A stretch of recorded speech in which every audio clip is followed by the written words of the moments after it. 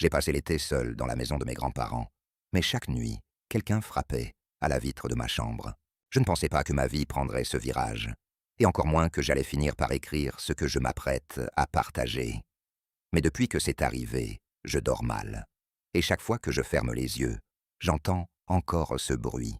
Un bruit sec, presque métallique, qui résonne comme une alarme silencieuse dans mon crâne.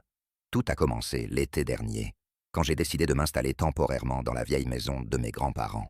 Elle est située au bout d'une route de campagne, à 20 minutes du premier village, entourée de champs et d'un bois dense.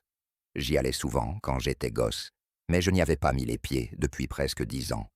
La maison me paraissait plus petite que dans mes souvenirs, mais elle avait gardé son odeur de poussière et de bois humide.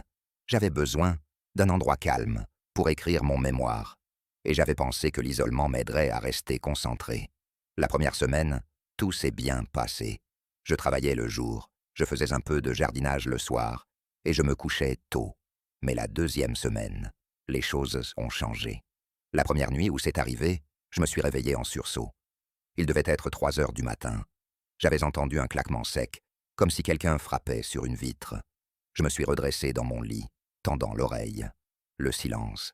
J'ai attendu de longues minutes, le cœur battant, avant de me rallonger. Je me suis dit que c'était sûrement une branche qui avait cogné contre la fenêtre à cause du vent. Sauf qu'il n'y avait pas de vent.